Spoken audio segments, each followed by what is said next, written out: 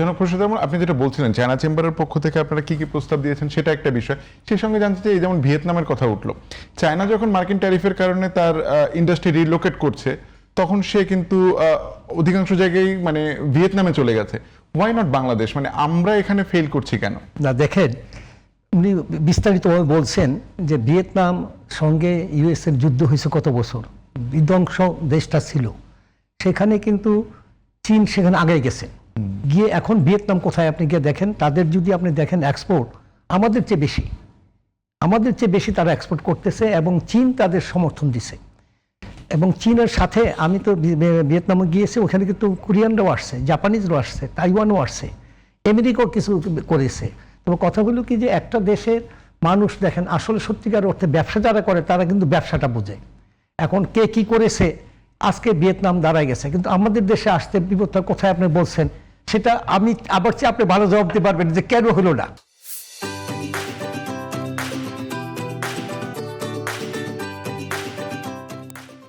এবং আজকে যদি এই কথা আমি আপনাকে বলি, আপনি যে চীনকে যে একটা অর্থনৈতিক অঞ্চল দিলেন আনোয়ারাতে, কিছুদিন আগে সিগনেচার করলেন, আপনি বলতে পারবেন যে এটা কখন দেওয়ার কথা ছিল? 6 বছর লেগেছে আপনাকে এটা চিন্তা ভাবনা করে এই দেওয়ার জন্য, 6টা বছর। তো আপনি যদি অ্যাকচুয়ালি, আমাদের নীতিটা হলো কি, আমাদের পলিসি খুবই দুর্বল, আমাদের পলিসি কোনো বিশ্বের কোনো দেশের সঙ্গে মিলে না। কারণ হচ্ছে কি, আমরা এরকমভাবে একটা পলিসি করি, অনেক সময় করে দিই। দেখেন, একটা অর্থনৈতিক অঞ্চল করতে হলে আমি বিদেশে বহু দেশে 40টা শুধু দেখেছি কিভাবে তারা করে, টাকা নাও এখানে তারা অভিজ্ঞতা নাই। কারণ হচ্ছে আপনাকে রেডি করে দিতে হবে। এই যে দিয়েছেন, এখন কত বছর লাগবে, মাটি পানি ওইখানে, এগুলো হলো সব কিছু রেডি করে দিতে হয়। তাড়াতাড়ি যত তাড়াতাড়ি করবেন আপনার অর্থনৈতিক ইনভেস্টমেন্ট তত তাড়াতাড়ি আসবে। এবং কি হবে, আপনার ম্যান পাওয়ার, আপনার যে ওয়ার্কার এখানে নিয়োগ হবে। আপনি 6 বছর পরে এটার জন্য লোক দিবেন, আর এটা যদি 1 বছরে দেন, তাহলে 1 বছরে আপনার লোকগুলো লাগবে না, তাহলে আপনার কি হলো, লাভ হলো না? তো আমাদের কি ওই বুদ্ধিগুলো নাই? আমরা মনে করি ঠিক আছে আস্তে ধীরে হোক, এই পলিসিগুলো আমাদের আসতে হবে। চীন আসলে কোনো আমাদের দেশ দখল করতে আসবে না, তারা আসবে ব্যবসা করতে, তারা ব্যবসা করতে আসবে, এবং তারা চায় যে আপনি 2 পয়সা নেন, আমি 2 পয়সা নেই, মানে উভয়, আমাদের উভয়ের মধ্যে লাভ হওয়ার জন্য। তবে এখন আমাদের চীনের সঙ্গে সবচেয়ে বড় যে জিনিসটা আমি আপনাকে বললাম, যে টেকনোলজি ট্রান্সফার করতে হবে ইন্ডাস্ট্রির জন্য। আমাদের যেসব এক্সিস্টিং ইন্ডাস্ট্রিগুলো আছে, টেক্সটাইলের সঙ্গে আমি জড়িত, আমরা কস্টিংয়ে কুলাতে পারি না, কারণ ওদের টেকনোলজিটা আমার দরকার। এখন এগুলো কিভাবে পাবেন, আমি টেকনোলজি কিভাবে আনবো? এই জন্য আমাদের কয়েকটা জিনিসের উপরে আমরা জোর দিয়েছি, এগুলো বহু চিন্তা ভাবনা করে এই প্রস্তাবগুলো আমরা করেছি। আমরা চাচ্ছি এখন বাংলাদেশের যে আমাদের যে এত বড় ঘাটতি একটা আছে এক্সপোর্ট ইম্পোর্টে, এটার জন্য আমাদের এখানে আগ্রহ আমরা দেখতেছি না। 2টা বছর 3টা বছর চলে গেল। এখন আমাদের তরফ থেকে আমরা চাচ্ছি যে চীন দেশের 30টা শহরে 30টা আউটলেট হবে বাংলাদেশের, ডিপার্টমেন্টাল স্টোরের মতো, সম্পূর্ণ পণ্য ওখানে যাবে। আম কাঁঠাল থেকে আরম্ভ করে, মাছ থেকে আরম্ভ করে, গার্মেন্টস থেকে, জুতা থেকে আরম্ভ করে, লেদার প্রোডাক্ট থেকে আরম্ভ করে, হ্যান্ডিক্রাফট থেকে আরম্ভ করে, সব জিনিস আমরা ওখানে নিয়ে যাব। নিয়ে গিয়ে আমরা চীনের যে জনসাধারণ আছে গ্রামগঞ্জের বা একদম বিভিন্ন এলাকায়, সবার সঙ্গে পরিচিত হবে, মেড ইন বাংলাদেশ, মানে সবগুলো প্রদেশেই থাকবে। হ্যাঁ, এবং মেড ইন বাংলাদেশ হিসাবে আমরা এখানে আমাদের ব্র্যান্ড করব। করার পরে আমরা 6 মাস দেখবো, অবজারভেশন করবো, কেন যেহেতু ওদেরও হয়, তখন চীন সরকার হয়তো এরকম হইতে পারে, বলতে পারে যে ঠিক আছে এই জিনিসটা বাংলাদেশ থেকে আসছে, আমার যেহেতু এখানে এত বড় একটা ডেফিসিট আছে, তুমি এক কাজ করো, এটা বন্ধ, প্রোডাকশন। তারা তো গার্মেন্টস বন্ধ করে দিচ্ছে, আপনি জানেন, ছোট ছোট ফ্যাক্টরিগুলো বন্ধ করে দিচ্ছে, আমরা দিতে পারি। এভাবে যদি আমরা আগাই, প্রথম 6 মাস পারবো না, কিন্তু আমি আশা করি 3 বছরে আমরা $3 বিলিয়ন এখান থেকে এক্সপোর্ট করতে পারবো। এখন আসেন আপনি যে আমরা কি চাচ্ছি, যে আমাদের এই যে ইয়ং জেনারেশন, এদের স্কিল করতে হবে। স্কিল করতে হলে কী হবে, আমি চাচ্ছি এখন বাংলাদেশের বিভিন্ন এলাকায় 20টা পলিটেকনিক্যাল স্কুল, সেখানে আপনাকে শিখাবে ঘরে বসে আপনি কিভাবে পুতুল বানাবেন, এক্সপোর্ট হবে, কিভাবে আপনি গাড়ির পার্টস বানাবেন সেটা আপনি দেখতে পারবেন, কিভাবে আপনি একটা ছোট ফ্যাক্টরি করতেন, কিভাবে কাজ করলে আপনি বেশি বেতন পাবেন।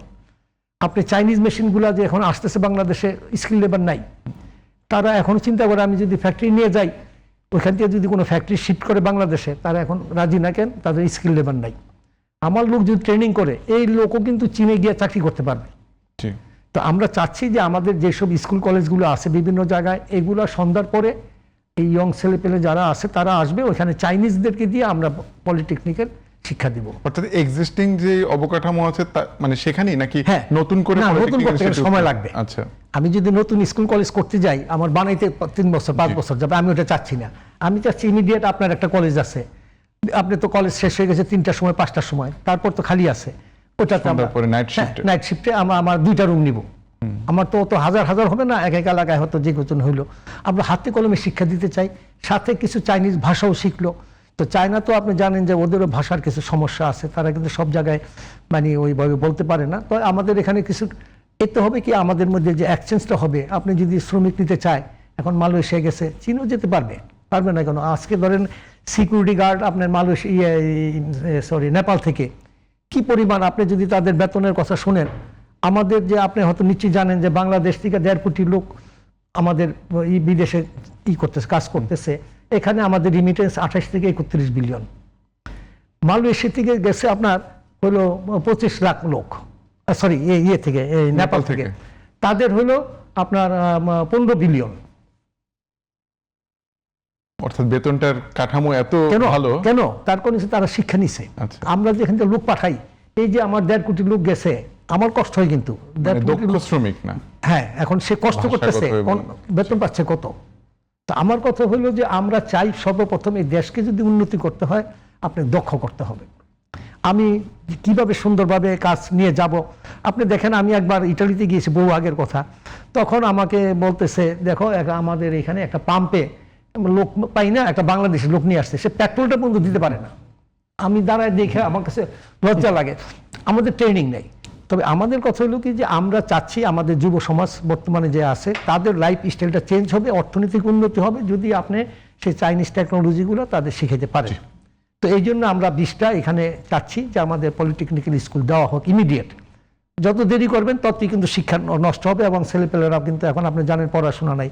আর একটা কথা আপনাকে বলি, চীন দেশের পড়াশোনা কিন্তু আমাদের মতো পড়াশোনা না, লেখাপড়া শুধু বই কলম নিয়ে আপনি গ্রাজুয়েশন করে আসছেন, কিন্তু আপনি এক কাপ চা বানাইতে পারেন না, এটা কিন্তু না। তাদের সব শিক্ষা হাতে কলম দিয়ে আসতেছে। এবং আপনি জানেন কিনা, ওইখানে আমি যেগুলো দেখেছি, ধরেন ক্লাস 4-5 ছাত্রদেরকে নিয়ে যায় একটা ফ্যাক্টরি দেখাইতে, দরকার না, তোমরা দেখো কিভাবে এই ফ্যাক্টরি বানাচ্ছে। আমি তো যখন গিয়েছিলাম অনেক আগের কথা, বুতাম ফ্যাক্টরিতে গিয়ে দেখি কি এত ছাত্রছাত্রী কি, বাচ্চারা কি জন্য আসলো, তাদের পরিবেশ দেখাচ্ছে। এগুলি কিন্তু আপনার একটা শিক্ষা। তো আমাদের এগুলা অভ্যাস করতে হবে। আমাদের অর্থনীতি যদি আমি আপনাকে বলি, বাংলাদেশে যদি আপনি অর্থনীতি উন্নতি করতে চান, আমি পরিষ্কার বলবো, চীনের টেকনোলজি ছাড়া আপনি কোনো দেশ এখন আপনাকে কোনো টেকনোলজি পান।